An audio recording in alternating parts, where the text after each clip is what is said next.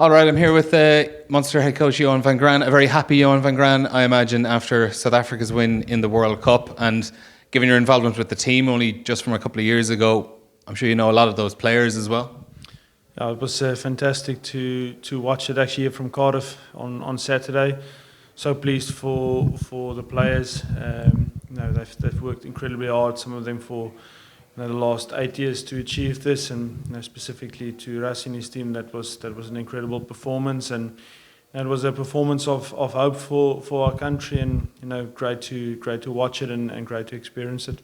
And obviously in the last couple of days then there have been reports that linking Munster with a pair of those winners, Demi Dealende and Orge Snyman. You yourself spoke yesterday and said that you're in advanced discussions with the pair. Yeah, we are looking at them. Nothing formalised yet, and that's why it's negotiations. And as soon as we know more, we'll give some more information. What would those two kinds of players bring to the squad? I mean, they're obviously two very physical, very powerful players. Dealende is very experienced in Test rugby. Snyman's only really been involved with South Africa for the last year or so, but you can see the impact he has when he comes onto the pitch. Yeah, look, I wouldn't want to speculate at this stage. Nothing has been finalised, so as soon as those things are finalised, I'll comment on that.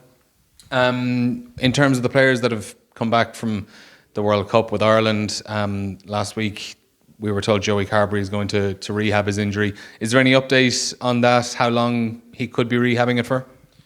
Yeah, look, we'll just take it week by Joey.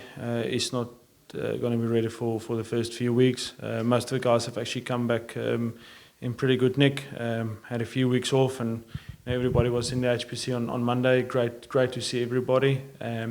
Some of them will be involved over this weekend. Some of them will only come back next week, and then Joey specifically will be out for a few weeks. So do you think it's a short-term few weeks, or would we be talking maybe into December up towards Christmas? It's a very difficult one.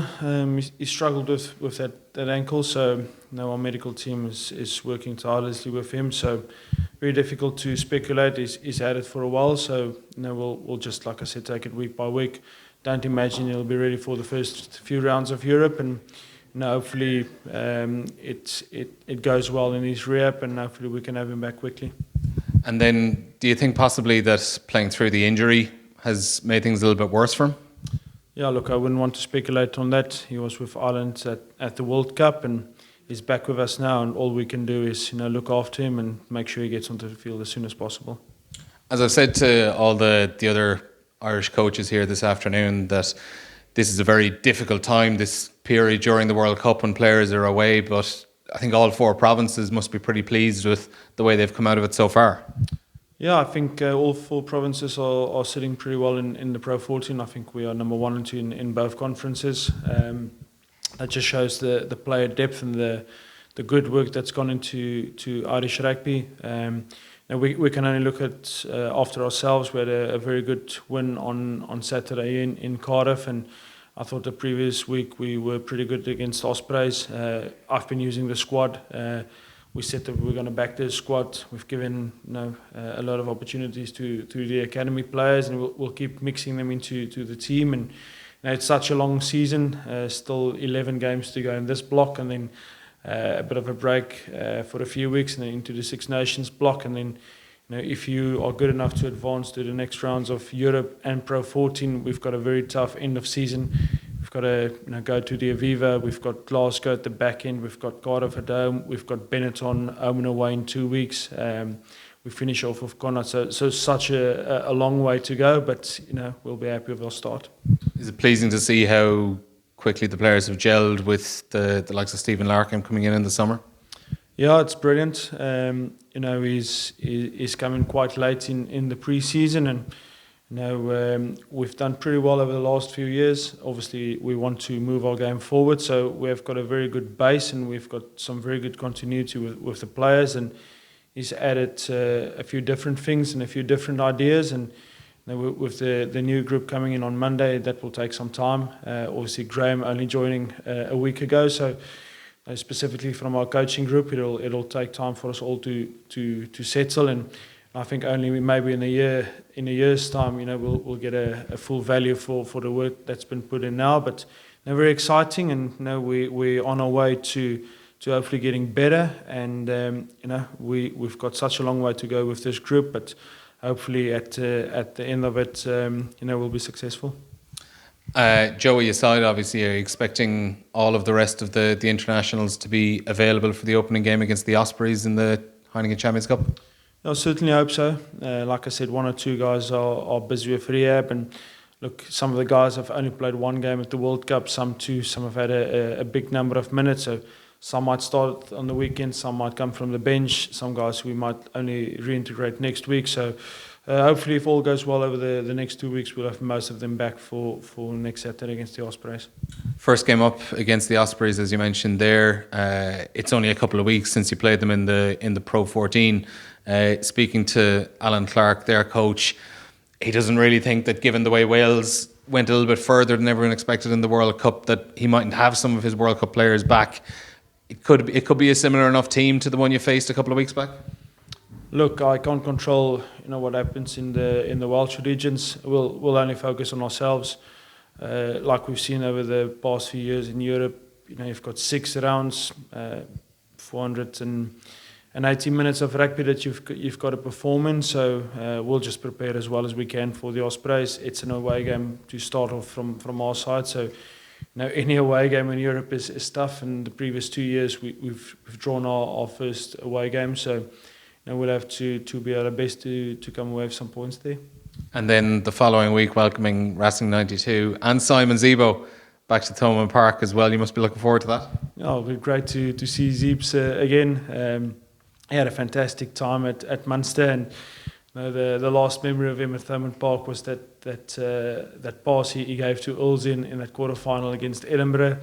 He's a real Munster man, and it seems that he's having a lot of fun in Paris. So, if he gets selected for Racing coming back to Thomond Park, will be great to meet up with him.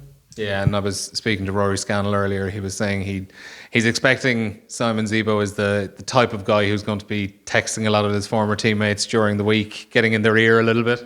Yeah, that Zeeps is definitely a colourful character, and he was definitely a joker within our team, and he's very likeable within a squad environment. And I know a lot of our players will be very close to him. So if we get the opportunity to play against him, we wish him well. And he's such a fantastic rugby player. Some of the things that he's done on the field is exceptional. Some of the tries he scored and created. So it'll be great to see him again. And the other team then in the pool, Saracens, have had a pretty turbulent week so far. Their 35-point deduction in the Premiership and a £5 million fine as well. Is there an element of frustration when you look back and you're beaten by them in a semi-final last year?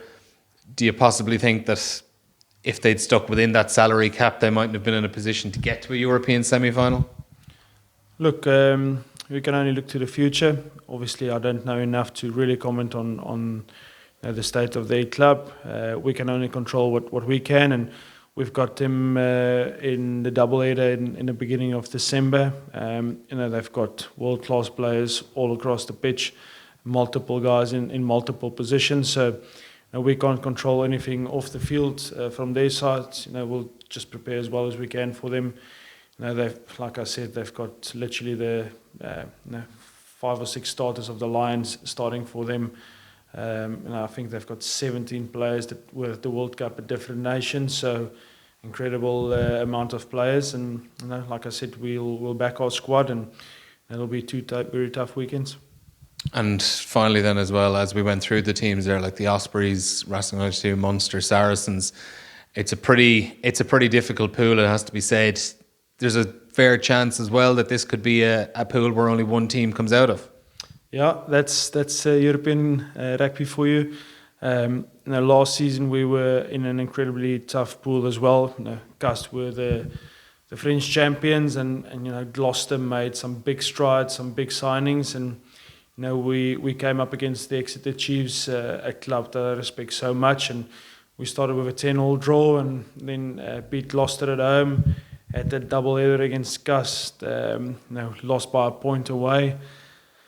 And then put on a pretty good performance against Gloucester away, and then that last game against the Chiefs was a phenomenal game of rugby at Thomond Park. I think the score was 9-7 at the end, and one of the best games I've been involved in terms of two teams that did not want to give up. And it literally went till the last play of the game when they had the ball to decide who's going to go through to the next round. And no illusion how tough Europe is, and you want to be part of this competition. This is where you want to play. It's a competition that Munster loves, and we've the only thing that's certain is we've got 6 games in front of us, and we'll have to be pretty good and perform in all 6 of those to go to the next round. Johan, thanks a million for speaking to us, and the very best of luck. Thank you very much.